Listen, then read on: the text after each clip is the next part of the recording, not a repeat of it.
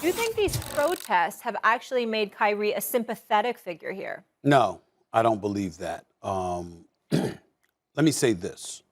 There were also protests going on in New York City yesterday where the Brooklyn Bridge was being blocked because to meet the requirements of that mandate handed down by the local government here in New York, if people like municipal workers, police officers, people like that, hospital workers, stuff like that, if they don't abide by the mandate, they'll lose their jobs. And so people, if they don't get themselves vaccinated, what have you, so people have really taken that position to heart. And and to be quite honest with you, even though I'm fully vaccinated, you are as well.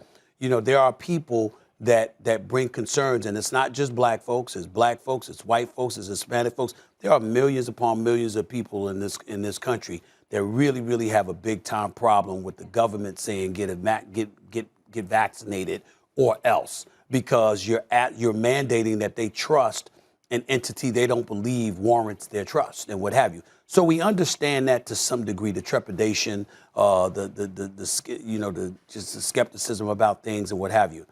But to me, that doesn't transfer to Kyrie because they're worried about losing their jobs and their livelihood. Kyrie is on social media telling you money ain't no issue. Don't worry about that with me. He's pocketed over $200 million in his career. He's got $35 million on the table. He can take half the season off and still end up with about 17 or 18 million this year. He's good. And so at the end of the day, they weren't making the argument to make him a sympathetic figure. They were using Kyrie's name to bring attention to their cause and what they're really fighting over, because obviously their lives are going to be profoundly affected in ways that Kyrie's is not. When it comes to basketball, here's the bottom line. We look at the Brooklyn Nets. We look at them thus far. We look at the way that James Harden is struggling. And I'm not to say saying that's going to stay the case because I believe in James Harden, but clearly they need Kyrie Irving. And when you anticipate what LA is going to do, when you anticipate what the Golden State Warriors are going to do, when you see the Milwaukee Bucks and the Miami Heat on the come up, Milwaukee Bucks the champion, Miami on the come up, it is clear that the Brooklyn Nets need Kyrie Irving. And if Kyrie elects not to come back, he may very well cost them the championship.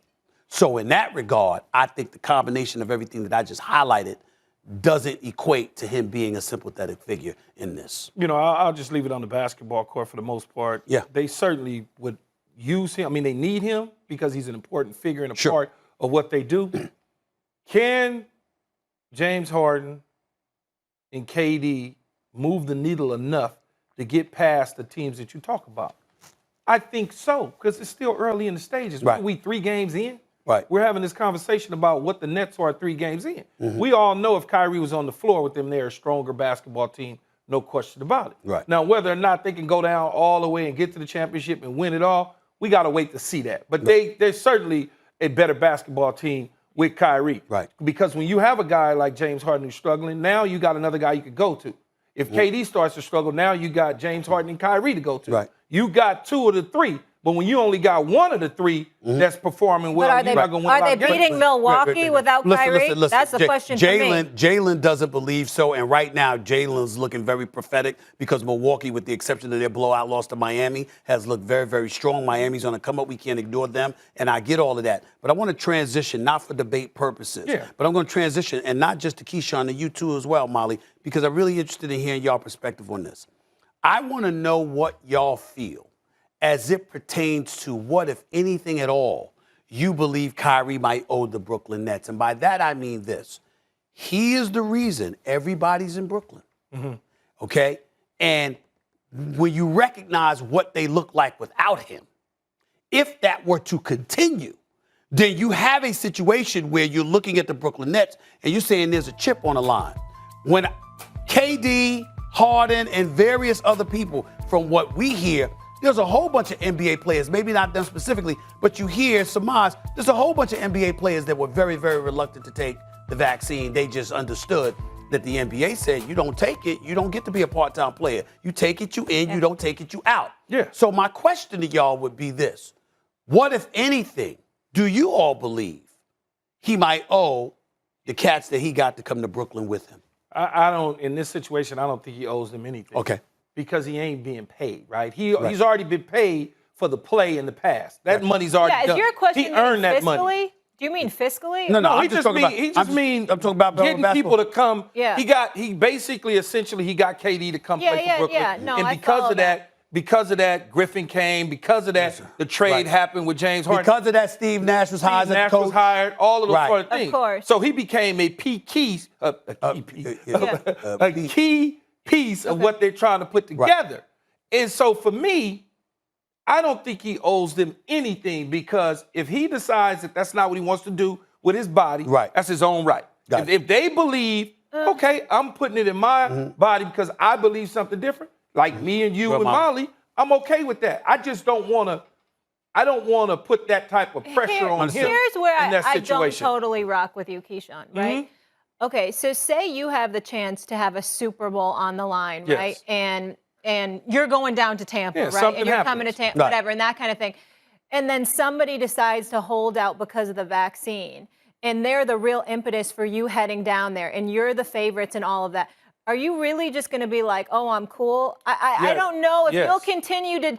You might forgive them, right? But I don't know. Are you going to deal with them the same way? Are you going to have the same type of relationship once they've broken I may not have the same. trust? I may not. See, that wasn't the question, though. I may not have But the same that's type where of mine relationship. goes. That's where my mind goes. I may not have the same type of relationship, but I certainly understand his beliefs. If that's what he. But I can't challenge somebody's beliefs, Stephen A. If that's what you believe. Kyrie is not here today.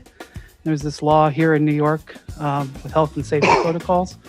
Are you concerned about his availability at home games going forward? No. So you expect that not to be an issue? I expect it not to be. I don't mean, that's on Kyrie, and that's his personal decision. What he does is not on us to speculate what may happen. But we trust in Kyrie, and I expect us to have our whole team at some point. I don't know. I don't know if KD understands exactly what he's committing to when he says he's all good with Kyrie Irving not being vaccinated. Because it's about more than just supporting your teammate. It's about the fact that based on current New York City guidelines, Kyrie Irving would not be able to play in any of Brooklyn's home games. That's 41 games during the regular season, not including the playoffs. And we're talking about a team that's competing for the championship, by the way. Now, I know KD remembers how last season ended for the Nets, right? Knocked out in the second round by the Milwaukee Bucks in Game 7. Sent home because Kyrie Irving wasn't playing, because we all know what would happen if Kyrie was playing. They'd have won. But this season, Kyrie's anti-vaccine stance means he's out as many as 4 home games of every playoff series. He could be out an entire series against my New York Knicks. Is that really worth it?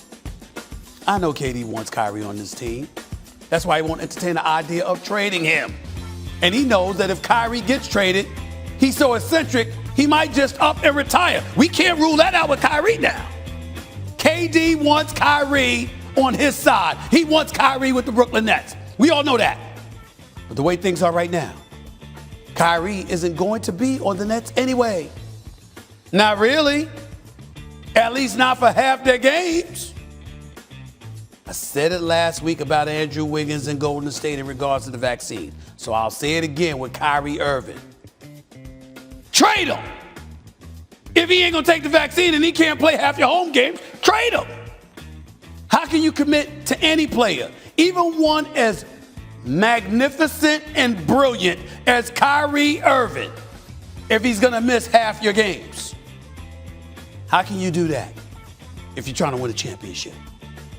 KD is trying to be fair and open with his brother, Kyrie Irving, because he loves that brother. I get that.